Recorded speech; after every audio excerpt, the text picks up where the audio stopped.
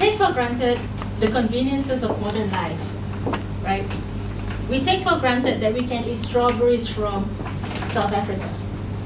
We take for granted that we can go holiday in Machu Picchu, given if you have the money for it. We take for granted a lot of things. But a lot of our modern conveniences come from the belly of the earth, and that is the black gold, petroleum. Hence the title for my speech today, Thanks Mr. Dinosaur. Where do petroleum come from?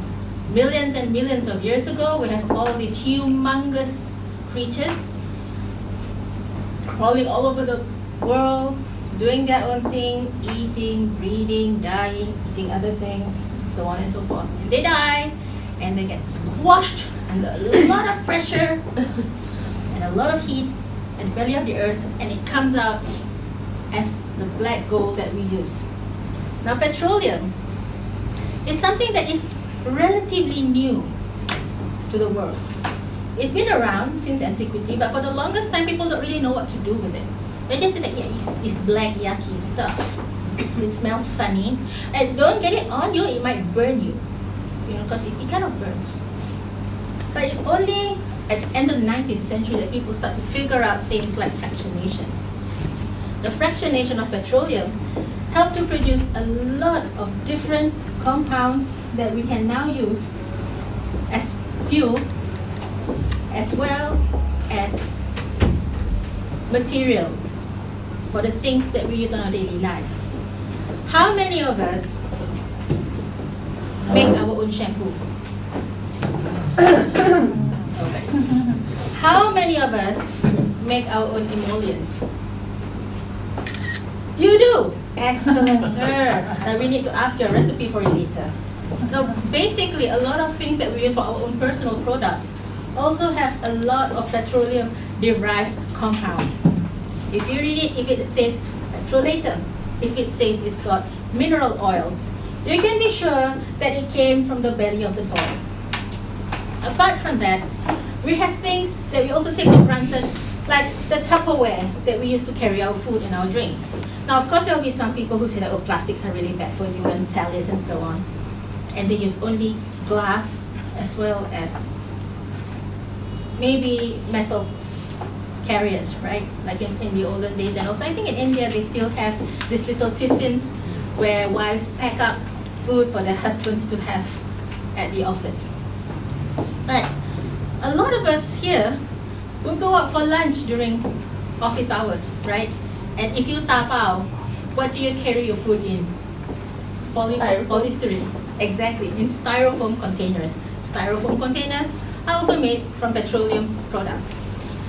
Now, you may think that, oh yeah, we're doing such bad things here, with all this disposal of plastics willy-nilly, and we are polluting the world and so on and so forth. But the thing is, can we actually do without all this packaging? Think about it. The powder that you use for your face in the morning, what is it contained in? It's in a plastic container. Think about the medicine, or even say the fish oil that you take in the morning, right? Where does it come in? It comes in plastic bottles, right? Your Panadol comes in blister packs, also courtesy of the petroleum industry. So basically, it's very hard for us to say that we can live life without petroleum. As much as it's lovely to hear and watch all those videos by Greenpeace about how bad the petroleum industry really is to us, the truth of the matter is, there is no modern life without petroleum. And we're not just talking about transportation, we're not just talking about materials, we're also talking about the drugs that you use, the clothes that you wear.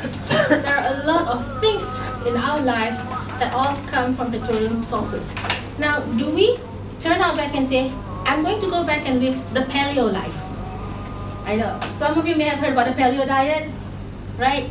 You eat raw stuff, you eat meat, you eat unprocessed things, yeah? To lose weight, to get healthy, become fit. Of course, it has been debunked, but that depends on who you listen to. But if you want to go back to the paleo life, can you actually live that life? How many of us here actually turns off the phone for an entire weekend with their family?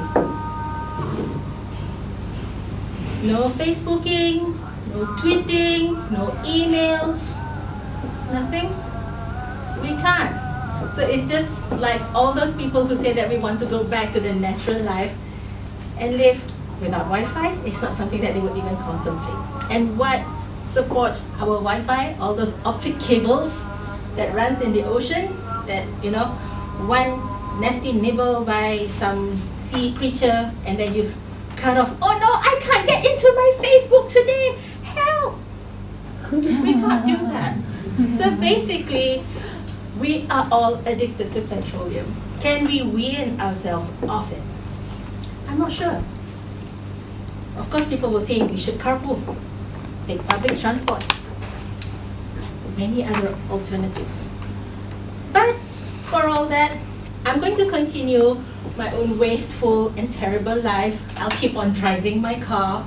I'll keep on buying shampoos in my containers and keep hoping that even before I die, they will still have petroleum coming out of the earth.